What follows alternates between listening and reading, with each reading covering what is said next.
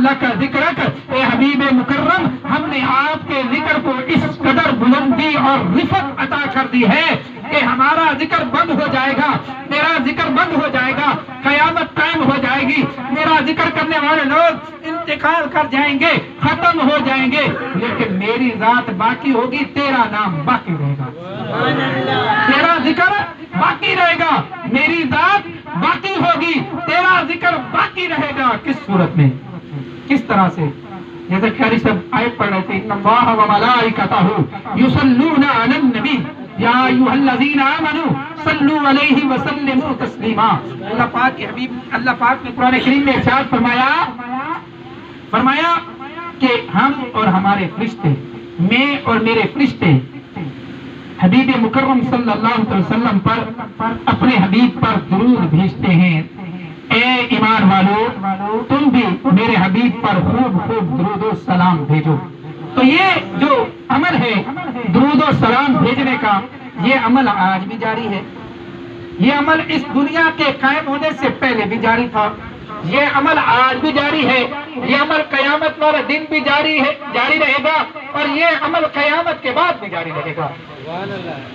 आका करीम सल्लल्लाहु अलैहि वसल्लम को अल्लाह पाक ने वो रिफत और बुलंदी अता की है। दुनियावी एतबार से मैं आपको बता दूं, अल्लाह पाक के हबीब सल्लल्लाहु अलैहि वसल्लम को अल्लाह पाक ने सरापा मुइज़्ज़ा बनाकर भेजा, यानी सर तापा, सर से लेकर कदमैन शरीफैन तक और कदमैन शरीफैन से लेकर सर मुबारक तक आका करीम सल्लल्लाहु अलैहि वसल्लम की जात जो है ये मोजज़ा बनकर तशरीफ लाई। क्या बनकर तशरीफ लाई? मोजज़ा बनकर तशरीफ लाई।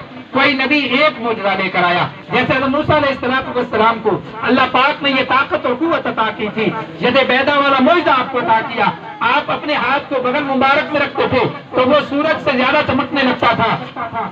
इसी तरह हज़रत यूसुफ अलैहिस्सलाम को अल्लाह पाक ने ये मोजज़ा अता किया कि अल्लाह पाक ने आपको हुस्न और जमाल का एक तरह से मरकज बनाकर भेजा।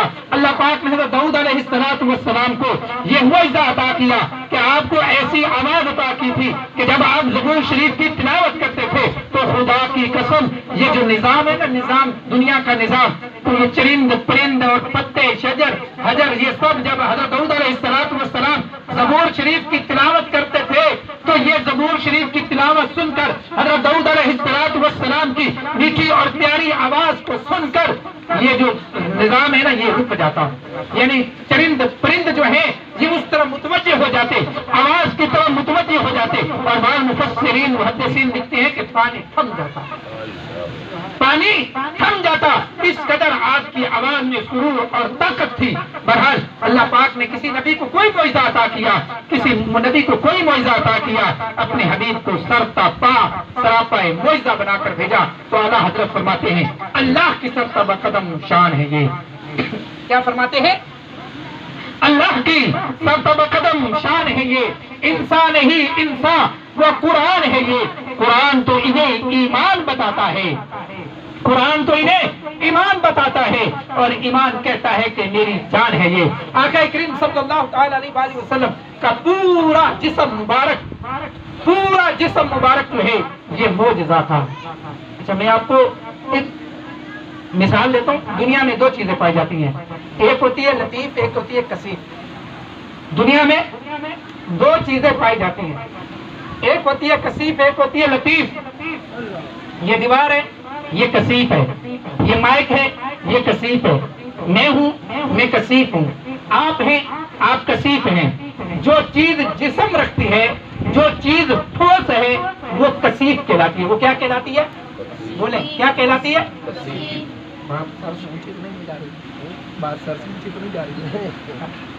कारी साहब ने मुझे एक आलिम साहब के बारे में बताया था कि एक आलिम साहब तकरीर कर रहे थे, दौरान तकरीर उन्होंने मेरे से पूछा कि साईं बात आवाम से ऊपर तो नहीं जा रही? तो कहा यही भाई बात आवाम से ऊपर जा रही है, और हदीस आका करीम सल्लल्लाहु अलैहि वसल्लम ने इरशाद फरमाया कि लोगों की अक्लों के मुताबिक बात करो। अल्हम्दुलिल्लाह आप सब समझदार है। तो एक चीज होती है कसीफ, एक चीज होती है लतीफ। हमारा जिस्म कसीफ है, दीवार कसीफ, ये माइक कसीफ, अलमारी कसीफ, स्पीकर कसीफ, पंखा कसीफ, ये जो पत्थर दीवार जो भी है, जो ठोस चीजें हैं ये कसीफ हैं। ये क्या है? कसीफ है। बंदे के जिस्म के अंदर एक चीज लतीफ है, بندے کے جسم کے اندر ایک چیز لطیف ہے، وہ کیا ہے؟ وہ روح ہے۔ وہ کیا ہے؟ روح ہے۔ روح جو ہے یہ لطیف ہے۔ لطیف کیا چیز ہوتی ہے؟ لطیف وہ چیز ہوتی ہے جو محسوس کی جاتی ہے، دیکھی نہیں جا سکتی۔ محسوس کی جاتی ہے، دیکھی نہیں جا سکتی، پکڑی نہیں جا سکتی۔ ہوا ہے نا، یہ لطیف ہے۔ ہوا کیا ہے؟ لطیف ہے، یہ پکڑی نہیں جا سکتی۔ روشنی لطیف ہے، یہ دیکھی جا سکتی ہے، محسوس کی جا سکتی ہے، اس کو پکڑ نہیں سکتے۔ روح جو ہے، روح کو آپ پکڑ سکتے ہیں بھائی؟ جسم کے اندر جو روح ہے یہ لطیف ہے، یہ پکڑی نہیں جا سکتی۔ ہم قابو کرنا چاہیں یہ قابو نہیں آ سکتی۔ تو پتا چلا ایک چیز ہے کثیف، ایک چیز ہے لطیف، لیکن جو چیز پکڑی جا سکے وہ کثیف، جو چیز پکڑی نہ جا سکے وہ لطیف۔ میرے آقا کریم صلی اللہ علیہ وسلم کا جسم مبارک جو ہے یہ لطیف ہے، کثیف بھی ہے اور لطیف بھی ہے۔ لطیف کس طرح سے ہے جو میں بات کرنا چاہ رہا ہوں، خدا کی قسم بڑی نکتے کی بات کرنا چاہ رہا ہوں، اگر آپ کی بات سمجھ میں آ گئی۔ میرا جسم کثیف، میرے جسم کے اندر روح جو ہے وہ لطیف ہے، آقا کا جسم کثیف بھی ہے، میرے آقا کا جسم لطیف بھی ہے۔ لطیف کس طرح سے؟ لطیف جو چیز ہوتی ہے یہ سایہ نہیں رکھتی، لطیف جو چیز ہوتی ہے یہ محسوس کی جا سکتی ہے، لطیف جو چیز ہے وہ پکڑی نہیں جا سکتی۔ لیکن میرے آقا کریم صلی اللہ علیہ وسلم کا جسم جو ہے یہ لطیف بھی ہے، میرے آقا کا جسم جو ہے وہ کثیف بھی ہے۔ کس طرح سے؟ میرے آقا کریم صلی اللہ علیہ وسلم کا جسم مبارک جو ہے کئی صحابہ کرام علیہ رضوان نے اس جسم مبارک کو چھونے، ٹچ کرنے کی سعادت حاصل کی، لیکن میرے آقا کریم صلی اللہ علیہ وسلم کے جسم مبارک ہونے کے باوجود، جسم کثیف ہونے کے باوجود لطیف تھا، سایہ تھا، سایہ نہیں تھا۔